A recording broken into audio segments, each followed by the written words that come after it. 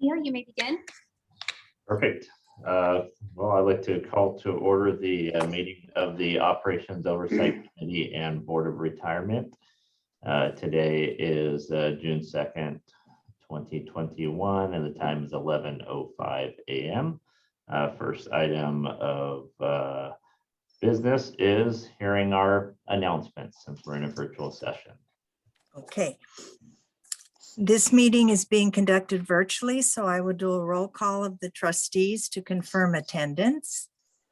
Mr. Knox, Morning, I'm here. Mr. Santos,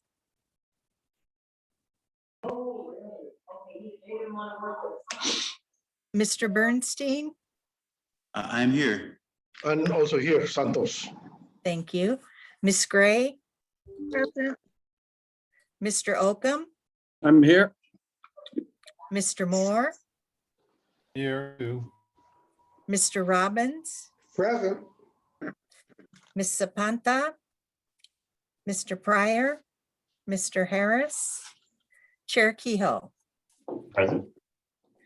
Staff participating in the meeting includes CEO Santos Kryman, AEO JJ Popovich, Interim Chief Counsel Johanna Fontenot, Chief Counsel Stephen Rice, from the management team, Bernie Buenaflor and Kathy Delano, CISO Bob Schlotfelt, from legal, Christine Roseland and John Harrington, from benefits, Maggie Luong.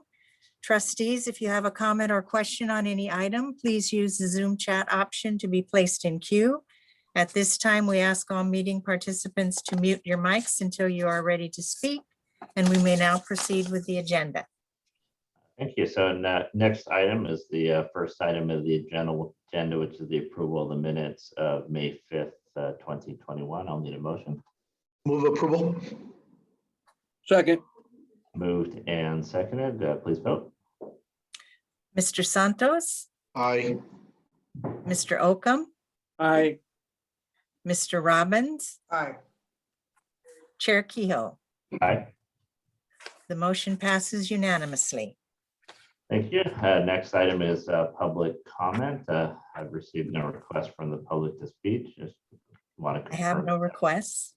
Perfect. So we'll move on to item 3, which is an action item with a recommendation that the committee authorize staff to issue an RFP for consulting services to find a firm that will design, procure, and implement a enterprise budget application for ASD. We have a memo dated May 19th, 2021. And I believe that we have a short discussion from staff. So who's going to take the handle on that? I will. So I'll do a recap of what we're asking for. Currently, our budget process is manual and it's supported by Excel spreadsheets. And it takes a great deal of man hours to put it together. We want to modernize it. We want to procure an enterprise budget system so that we can streamline our process. In doing so, we believe that we would benefit from input from a consultant, someone who's done this before. Our budget process is not ideal. We don't want to automate what we already have. We want to move to a new direction. A consultant with experience would be able to guide us. I think the end result would be far superior to us doing it on our own. So we're asking that we issue an RFP to find the right consultant.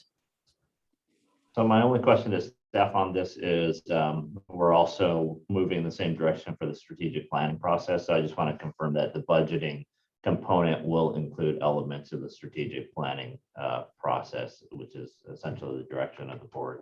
I'm assuming that's going to be a yes, but I just want to make sure that Absolutely. It will be part of the strategic planning process, yes. Okay, I'll open it up. Any questions from anyone on the committee? Mr. Chair, if I may, I move that the committee recommend to the Board of Retirement to approve the hiring of the budget consulting services. I second that. Any additional comments? Hearing none, we have a motion on the table. Let's please do a roll call. Mr. Santos, Yes. Mr. Oakham, yes, Mr. Robbins, Chair Kehoe. Aye. The motion passes unanimously. Perfect. That brings us to our reports. Our first report is our general operations briefing. I saw that was information only, but I'll ask JJ if there's anything to cover. I just have two things. One, I just want to let the committee know that in the July Operations Oversight Committee, we will have the demonstration of the new LACERA.com. That came up earlier in the Board of Retirement meeting, but I just want to let everybody know that that's coming. We are on track. And then you may remember that the board approved some changes to the COLA allocations due to the COLA accumulation bank discrepancies. And we will be sending out letters at the end of this month, letting members know what the retroactive payment amount it is and what their revised benefit amount is after we've applied those corrections going forward. And then so we're also going to do something different this time, which we've never done before. In the past, when we've had projects like this, we would pay the members via check, or we would include the amount of the retroactive adjustment in their direct deposit amount, but that has some tax implications. It could bump somebody up in a particular tax bracket. So this time around, we're going to utilize our technology, and we're going to do a separate direct deposit for the retroactive adjustment. That direct deposit will go out July 15th is when they'll see that in their accounts. All of that's explained in the letter, which explains what the adjustment is, how we calculate it, and so forth. So I just wanted to let the committee know that we're putting the final touches on that project. There will be some stragglers which we'll have to do that require manual processing. This process is for the bulk of them, which is automated. But there are certain categories like legal split payees and some other payee categories that require some manual calculations, and we'll close those out as we go. And with that, that's all the updates I have for the operations briefing. Thank you. Perfect. I just asked that staff pushes out to both boards the presentation material for the website, and at least invite both boards. I know that members of the Board of Investments might be interested in seeing that, so let's encourage them to attend as well. But if we can just give everybody a heads up, because I know that's going live pretty soon. Absolutely. We're all very excited about that. It looks great. I am too. I think it's going to be good stuff. Thank Any you. questions for the operational briefings from? Mr. Chair, may I? Yes, please. Thank you.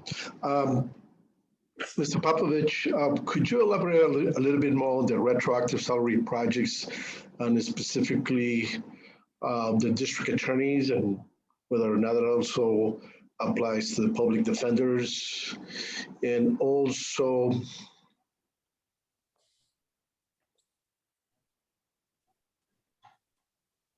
well, that's the only question I have. Thank you.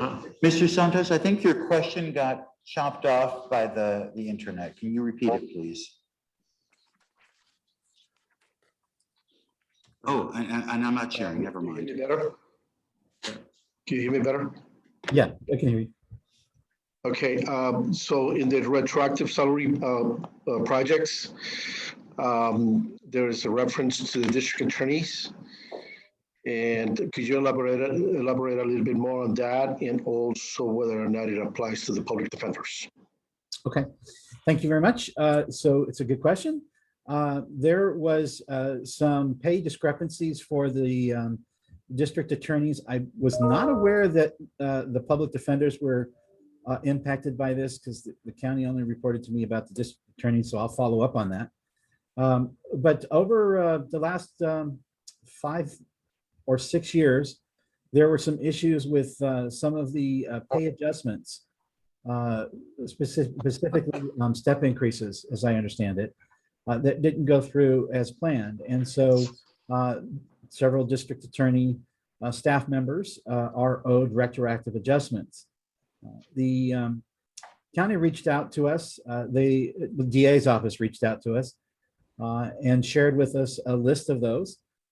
They are working with the auditor controller to process those automatically. The reason they reached out to us is we've recently had, and I've had some discussions with the CEO's office about some concerns I have about how retroactive adjustments have been processed. We have seen in some cases where the contributions weren't collected. And so that causes a manual collection process on our side, which is not ideal by any way, shape, or form. It's a lot of full-time equivalent personnel hours, and members often have a hard time understanding why we're asking for more money when contributions are taken out. So knowing that, they referred him to me. The auditor controller did find some concerns with their programming, and they've addressed that from what I understand.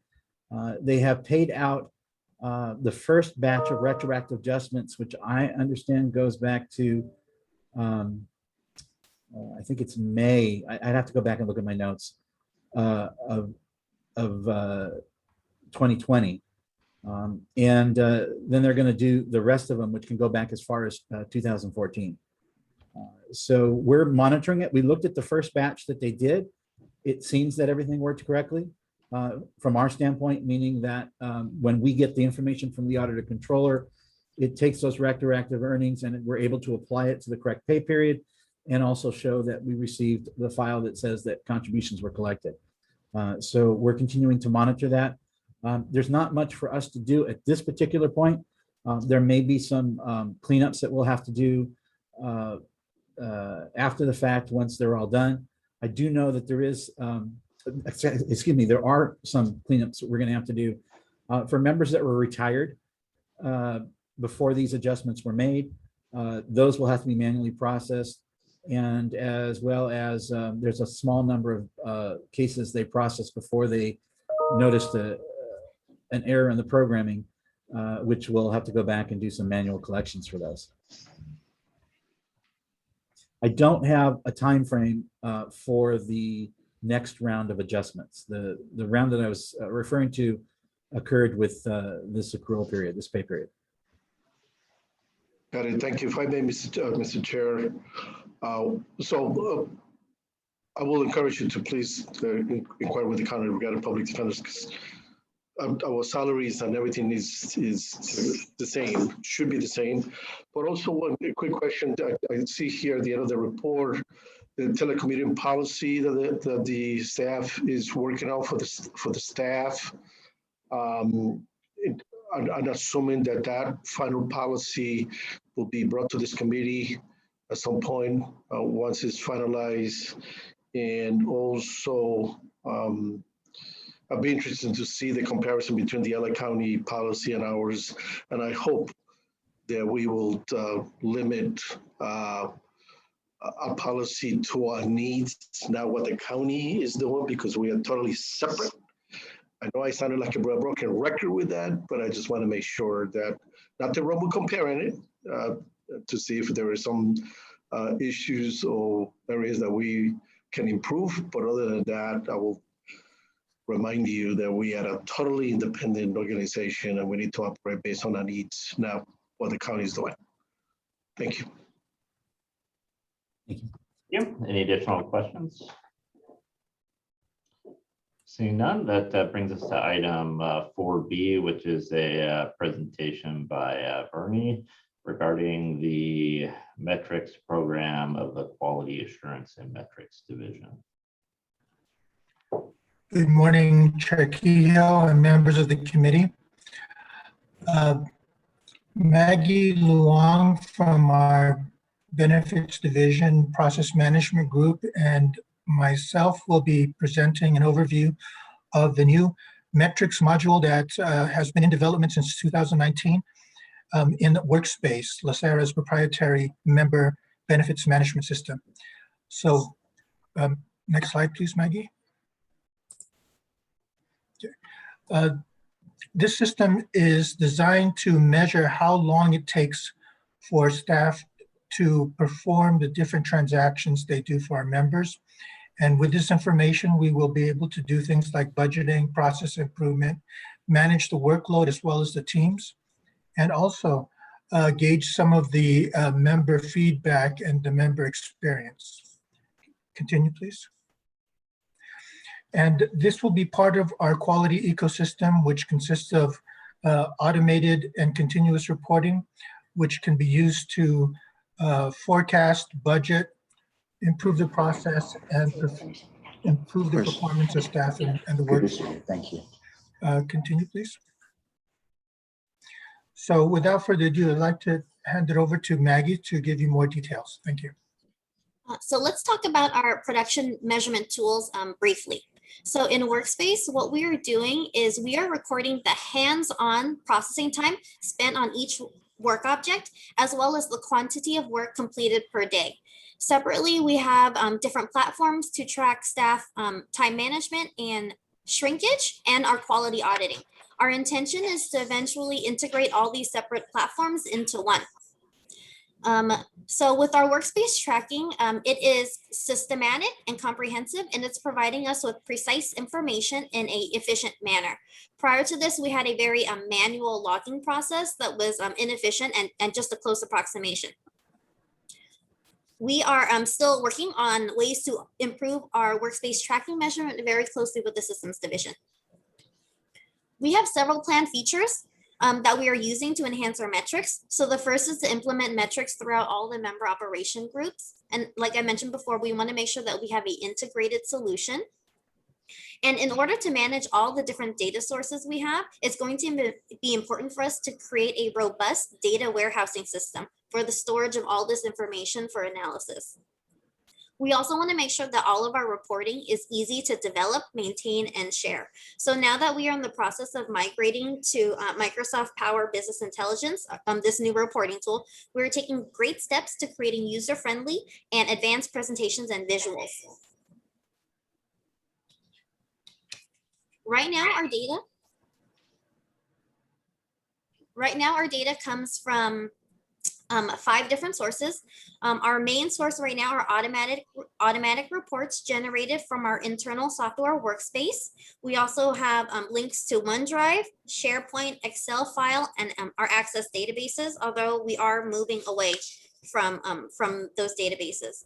All of this data is loaded into the Microsoft Power BI platform to create interactive visualizations and dashboards.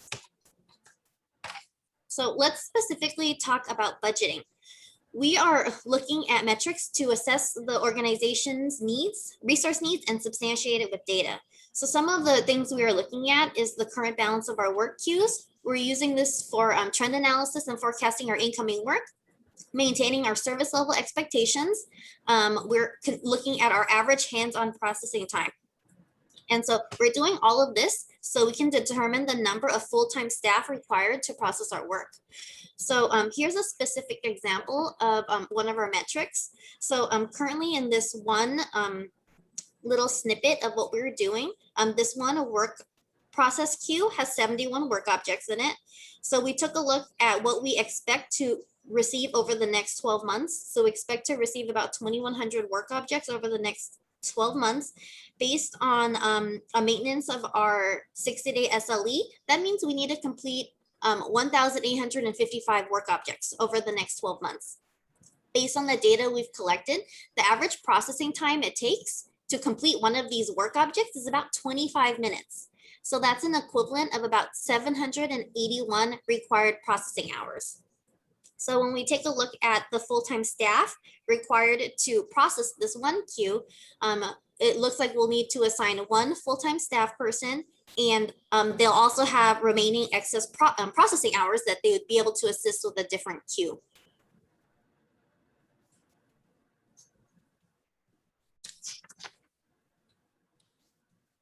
So next I want to talk about process improvement. So process improvement is tricky because we have such a long list of improvements we want to make, but metrics is helping us prioritize these requests by identifying and quantifying service and cost saving opportunities for us.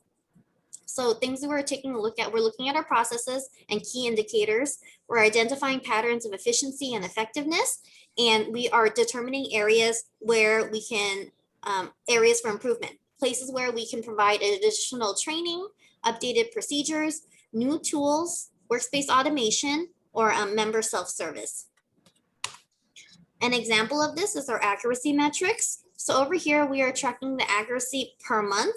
The report is dynamic and you can drill down by team, by a particular staff member, and even by time period.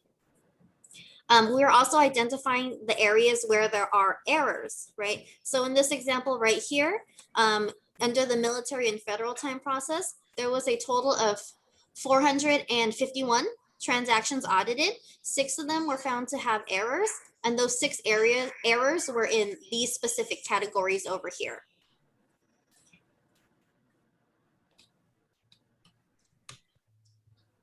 We're also looking towards metrics to enhance our workload and team management. It's important for our supervisors and managers to be able to optimize staff performance and continue to develop their skills. So the metrics data is helping us plan, organize, and allocate the workforce. In addition, it is helping us set team production targets and monitor staff production and efficiency. It's allowed us to identify staff with strengths and best practices and areas where there are improvement opportunities. Ultimately, it's allowed staff to receive timely and transparent feedback. So here's a snapshot of one of our team's production reports. Power BI allows us to have this data updated daily. So this report is month to date, and it allows a supervisor to monitor work completed per day by their staff. It also tracks average processing times for the team and for each individual staff person. And we've also incorporated accuracy from our auditing platform. As you can see, the reports are still in progress, but we are in the process of introducing it to all of our member operation group supervisors and section heads. And so with that, I will let Bernie explain phase 2 of our metrics project. Well, phase 2 is going to be the full integration of the metrics into both Workspace and other systems that we have to use for our members, such as our call center software and our surveying programs. We want to make sure that we combine quantitative information, which is what the metrics are designed to give us, with qualitative information, which is what we can get from surveys of our members, so that we can have a complete picture of the member experience and whether we truly are effective, not just efficient. Okay, next slide.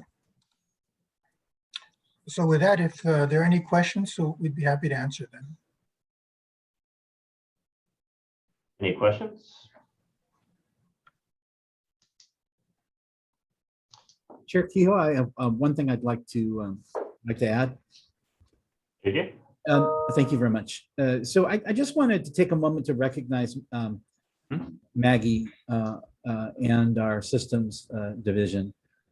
Everything that you've just seen, Maggie created. She self-taught herself Power BI and dove into understanding the intricacies of how our data flows throughout the organization and our system.